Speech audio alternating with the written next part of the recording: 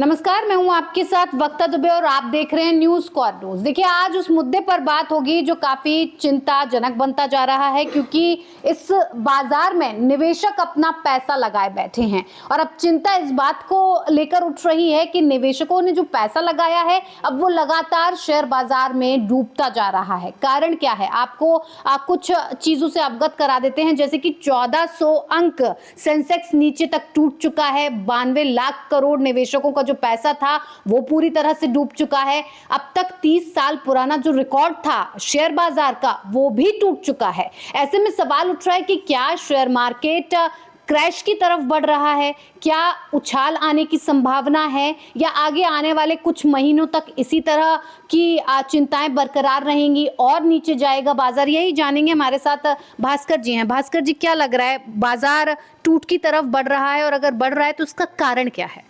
देखिए, भारतीय बाजार अभी बहुत वोलेटाइल है। मतलब अभी हालत ये है बाजार की कि उसमें आदमी निवेश करने से डर रहा है जी। और उसके कई कारण हैं। केवल एक भारतीय मार्केट उसका कारण नहीं, उसके कई कारण हैं। पहला ये कि जो विदेशी निवेश आता था हमारे देश में या आ रहा था वो फिलहाल रुक गया है। रुका क्यों है?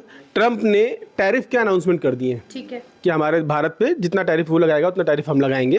मतलब टैरिफ बढ़ाए जाएंगे। अमेरिका ने टैरिफ बढ़ाने का ऐलान किया है। तो इससे होगा क्या कि जो भी भारत में विदेशी निवेश हो रहा था वो महंगा हो जाएगा।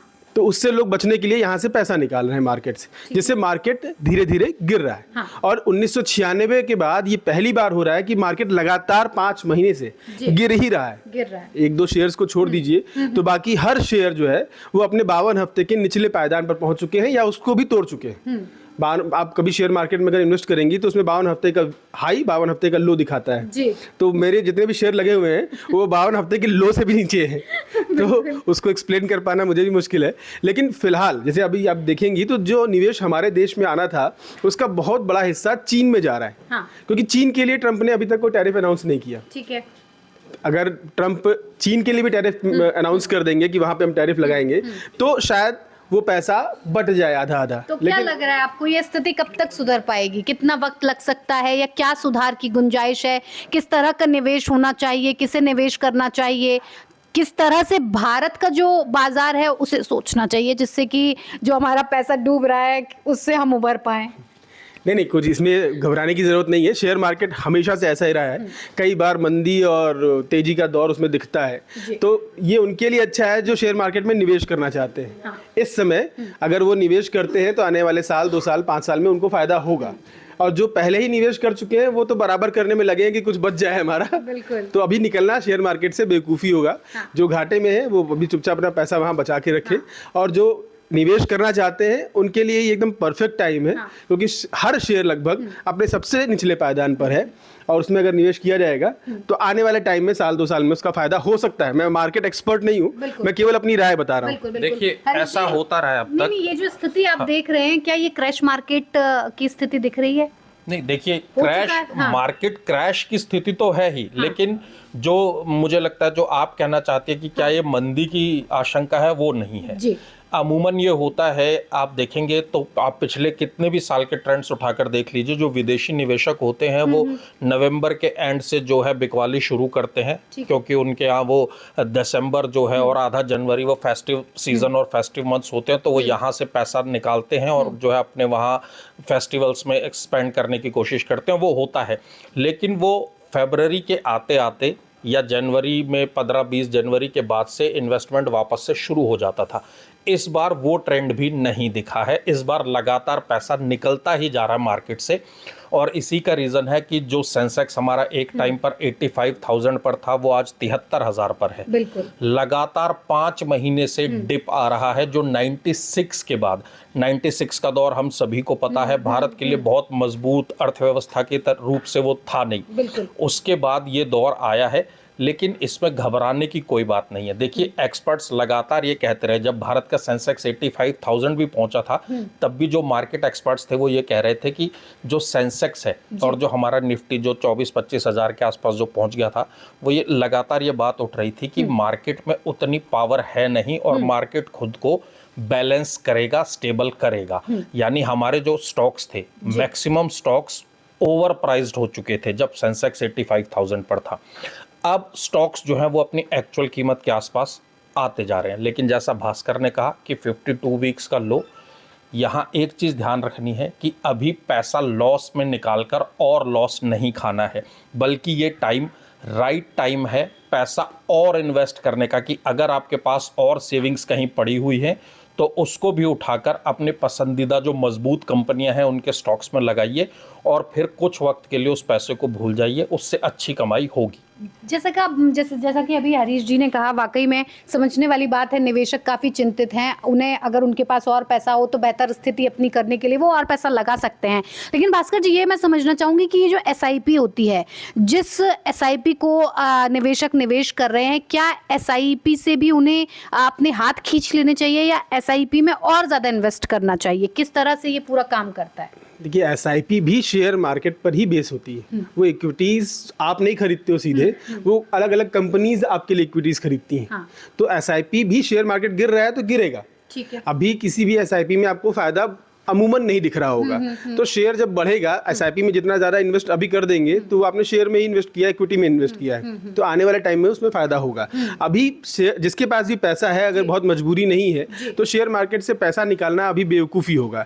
मार्केट गिरने के कारण क्या क्या है, मैं कुछ अखबारों में और उसमें पढ़ रहा था, तो मैं बताता हूँ कि FII भारी बिकवाली कर रहे हैं, जो कि हरीश बोल रहे थे। विदेशी निवेश जो है वो नहीं आ रहा है और जो था वो निकाल रहे हैं शेयर मार्केट से।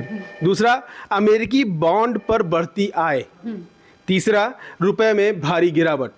चौथा, तीसरी तिमाही में आय की सुस्ती और हाई वैल्यूएशन ने हाल के महीनों में बाजार को गिरा दिया है।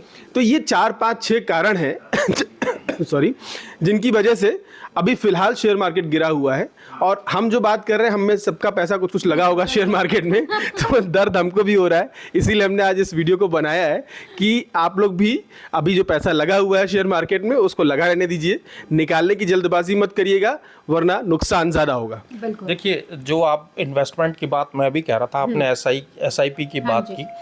SIP में भी शेयर मार्केट वाला फंडा, अगर आपको शेयर मार्केट पर अभी भरोसा नहीं हो रहा है तो SIPs भी लोएस्ट पर चल रही हैं। SIPs से जो आपकी जो वैल्यूएशन आती है, जो नेविगेशंस आती हैं, वो कम प्राइस पर है। आज अगर आप SIP डालना शुरू करेंगे या म्यूचुअल फंड्स में एक मुश्त पैसा डालेंगे तो उतने पैसे में ज़्यादा स्टॉक्स या ज़्यादा नेविगेशन या ज़्यादा वो खरीद पाएंगे, जो कि भविष्य में आपके लिए अच्छा होगा।